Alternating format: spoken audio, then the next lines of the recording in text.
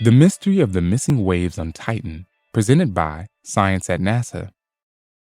One of the most shocking discoveries of the past 10 years is how much the landscape of Saturn's moon Titan resembles Earth. Like our own blue planet, the surface of Titan is dotted with lakes and seas. It has river channels, islands, mud, rain clouds, and maybe even rainbows. The giant moon is undeniably wet. The water on Titan is not, however, H2O. With a surface temperature dipping 290 degrees Fahrenheit below zero, Titan is far too cold for liquid water.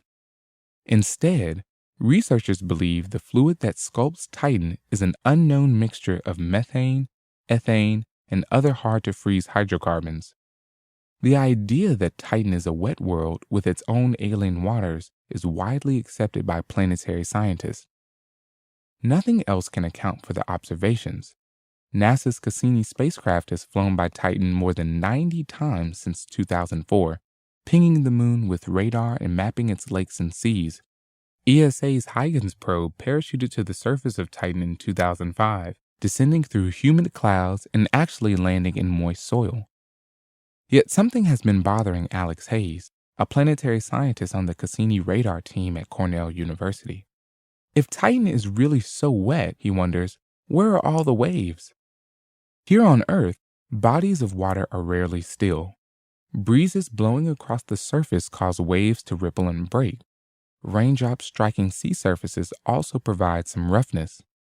Yet on Titan, the lakes are eerily smooth, with no discernible wave action down to the millimeter scale, according to radar data from Cassini. We know there is wind on Titan, says Hayes.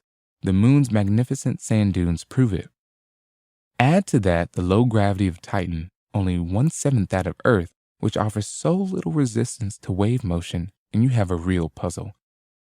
Researchers have toyed with several explanations. Perhaps the lakes are frozen. Hayes thinks that is unlikely, however, because we see evidence of rainfall and surface temperatures well above the melting point of methane. Or maybe the lakes are covered with a tar-like substance that damps wave motion. We can't yet rule that out, he adds. The answer might be found in the results of a study Hayes and colleagues published in the July 2013 online edition of the journal Icarus. Taking into account the gravity of Titan, the low viscosity of liquid hydrocarbons, the density of Titan's atmosphere, and other factors, they calculated how fast wind on Titan would have to blow to stir up waves.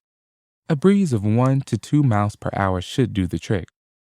This suggests a third possibility. The winds just haven't been blowing hard enough. Since Cassini reached Saturn in 2004, Titan's northern hemisphere, where most of the lakes are located, has been locked in a grip of winter. Cold, heavy air barely stirs and seldom reaches the threshold for wave making. But now the seasons are changing. In August 2009, the sun crossed Titan's equator heading north. Summer is coming, bringing light, heat, and wind to Titan's lake country. According to climate models, winds will pick up as we approach the solstice in 2017 and should be strong enough for waves, he says. If waves appear, Cassini should be able to detect them.